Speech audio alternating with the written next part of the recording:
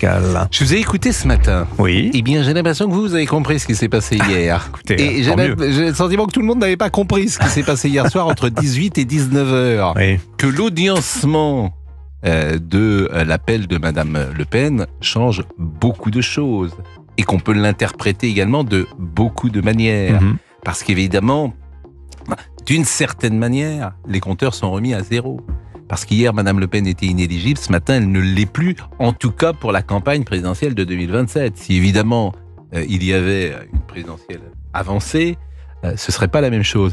Et cette dimension-là, en 24 heures, elle doit aussi être interprétée. C'est pas si fréquent. Oui. C'est que bien évidemment, les uns et les autres, et peut-être le pouvoir politique, a vu qu'il existait quand même une sorte de malaise, que ce soit 3 personnes qui empêchent une candidate à se présenter à l'élection présidentielle. Et que la justice réponde aux appels à se hâter, vous pensez que ça veut dire quelque chose?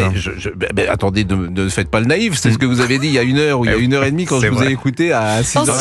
J'ai posé la question. J'ai posé la question. Non mais c'est intéressant parce que hier, en fait, la justice a dit, si j'ose dire, ce que nous avons dit sur cette antenne hier et également sur l'antenne de CNews. C'est pas défendre Marine Le Pen que de dire ça, c'est simplement défendre, j'ai envie de dire, la vie démocratique. C'est-à-dire que tu ne peux pas avoir un jugement aussi lourd de conséquences sans un recours.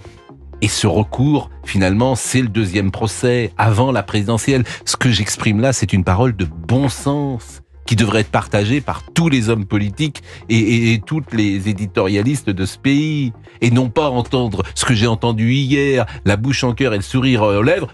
Duralex! C'est de l'ex! Voilà ce que j'entendais, avec une sorte de joie mauvaise. Parce que vous savez très bien qu'au fond, Marine Le Pen, c'est pas la tasse de thé de l'espace médiatique. Mais je le répète, il s'agit pas de défendre Marine Le Pen que de dire cela.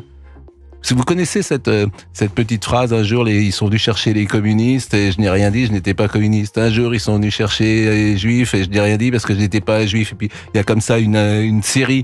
Et puis un jour ils sont venus me chercher moi. Et puis il y avait personne pour me défendre parce que tout le monde était déjà en prison. Parce que ça peut leur arriver à eux. Vous connaissez ce texte, c'est célèbre, il est bien d'ailleurs, il faudrait le reprendre entièrement ce texte. Bah tiens, voilà un boulot pour Laurent Tessier d'ici 11h, l'heure à laquelle on vous retrouvera. Il en a déjà beaucoup. Il en a, oui, il ne chôme pas.